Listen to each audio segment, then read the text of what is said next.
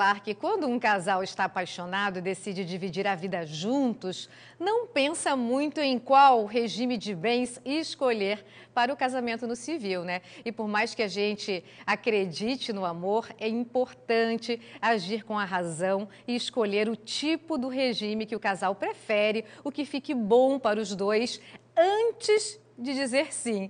E para a gente esclarecer quais são esses regimes de bens, né, que envolvem o casamento no civil, a gente recebe aqui no Ver Mais a advogada Fabrícia. Tudo bem? Para um bate-papo sobre este momento, né? É importante a gente explicar para o pessoal de casa que precisa pensar, né? Não é só lá no momento da separação que de repente você vai ver, nossa, se eu tivesse pensado antes, né? Exatamente. Esse é o intuito do regime de bens mesmo, né? E se o casal ainda não conversou sobre esse assunto, como que toca nesse tema? Porque eu acho que tanto o homem quanto a mulher pode ficar um pouco assim inseguro mesmo, né?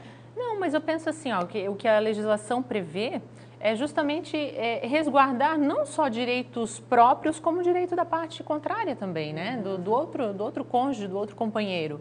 Então, lógico, existe essa, né, essa questão, assim, um tabu, né, todo em cima disso, mas temos que pensar pelo lado oposto, assim, não, na verdade nós estamos nos preparando, vamos conversar, já que nós temos um relacionamento, né, vamos conversar abertamente sobre a situação para resguardar cada um dos dois, né, Você estava explicando para a gente que são 4 regimes, né? Exato. Vamos começar explicando para o pessoal de casa, então, a comunhão de bens, como é? A comunhão nós temos duas formas, a comunhão parcial de bens e a comunhão universal de bens. Vamos falar da comunhão parcial de bens, que é o regime considerado o regime geral quando não há nenhuma opção por outro regime. O que é o regime da comunhão parcial de bens? Tudo que for adquirido de forma onerosa após o início da relação, o início do vínculo, né? E eu não falo do casamento, porque eu falo de vínculo porque ele é aplicável a questão da união estável também. Então, a partir do momento que o casal começa uma comunhão de vida, tudo que for adquirido onerosamente a partir de então, divide-se futuramente. É de ambos. Então, né? Se eu conheci meu marido, comecei a morar junto com ele, né? Foi ali surgindo uma união no decorrer do tempo. Então, é essa a comunhão parcial de bens. De bens. O que significa que o que a gente adquiriu depois dessa união, se a gente se separar, a gente divide. Exatamente. E não importa em nome de quem esteja, né? Então, depois da separação, vai se dividir a metade de cada um. Está no meu nome, mas metade é do companheiro, do cônjuge também. E a outra opção qual é? A outra opção é a comunhão universal de bens. Que daí entra nessa partilha todos os bens, mesmo aqueles adquiridos antes do casamento. Mas para isso acontecer, eu tenho que fazer essa opção lá na hora do casamento do civil. Exatamente. Precisa fazer, antes disso, precisa fazer uma opção, é um contrato que é feito com validade jurídica, uma opção para escolher outro regime que não seja aquele geral da comunhão parcial. Alguém utiliza esse regime? Muito. Ainda se utiliza muito. Até 1977, salvo engano, era o regime geral. Era o regime que era adotado em todos os casamentos. Depois alterou, né? E hoje ainda temos várias pessoas que assumem esse regime de comunhão universal de bens ainda. E uma outra opção? Seria o da separação de bens, né? Que é aquela situação, o que é meu, o que é seu.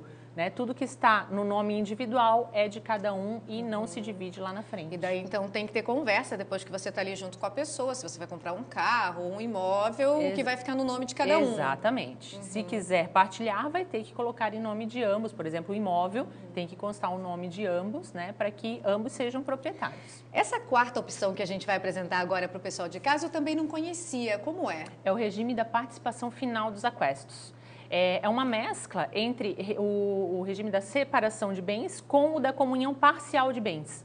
Então, durante a vigência do casamento, prevalece o regime da separação de bens. O que está no meu nome eu administro sem a necessidade da sua anuência, né? Posso vender, comprar, é meu, o que é meu, o que é seu é seu. Agora, a partir do momento que cessa a união, daí a partilha envolve, né? A questão de partilha daí envolve como se fosse a comunhão parcial de bens.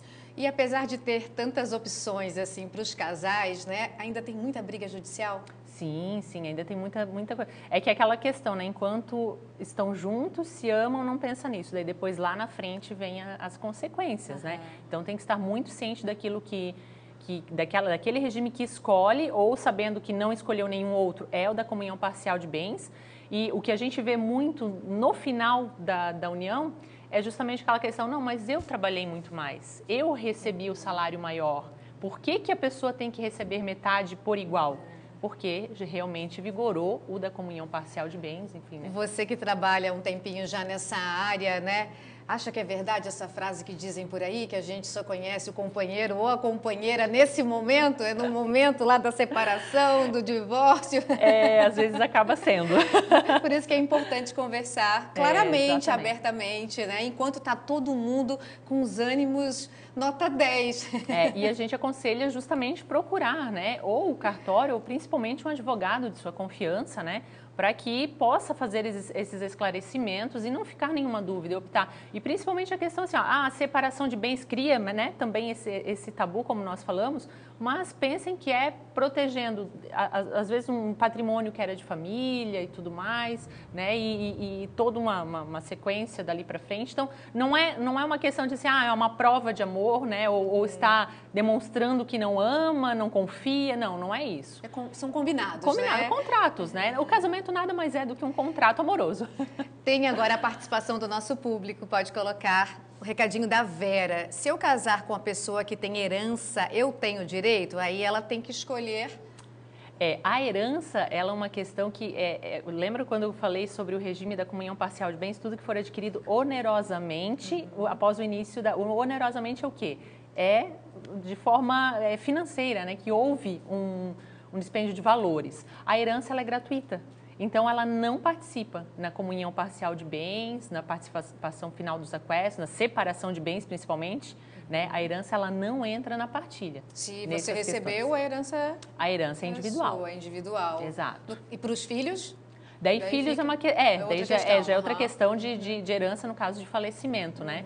Mas em questão de partilha de bens após o divórcio, daí a questão de herança não entra. Temos entendimentos assim, se o valor da herança foi utilizado para compra de bens, né, para o casal, para a família, daí já começam discussões judiciais acerca disso. Né? Exatamente. O nosso público está perguntando também, doutora, sobre a questão de quem não fez a união estável, né? Não tem o documento, só foi morar junto com o companheiro, daí se encaixa em que forma? Então, nesse caso, de qualquer maneira, o regime que vai vigorar vai ser o da comunhão parcial de bens. E daí, nesses casos, se houver, né, bens a partilhar, o correto é entrar com uma ação judicial de reconhecimento e dissolução de união estável com partilha de bens. E daí vai vigorar o da comunhão parcial. E o processo disso tudo é demorado? Depende muito, né? O processo judicial, ele tem sido um pouco mais demorado por conta das grandes demandas, né? Depende muito da vara, da quantidade de juízes que tem, então... Da cidade, né? Depende muito se é consensual, se é litigioso. Se for consensual, é muito mais rápido, né? Porque simplesmente já decide de início, o juiz só homologa, concorda com a decisão das partes. Então, agora, o litigioso já lança para frente, para que um juiz intervenha e comprovações de valores e tudo mais. Tem mais uma participação. Recadinho da Eliane, união estável em cartório tem direito à separação de bens? Sim, no caso de união estável, o casal pode também fazer a opção do regime de separação de bens. Né? Faz a opção e depois leva registro no cartório e faz um reconhecimento, né? Uma escritura pública de união estável em cartório, onde constará o regime de bens adotado. Obrigada pela participação hoje aqui no Ver Mais. Eu que agradeço.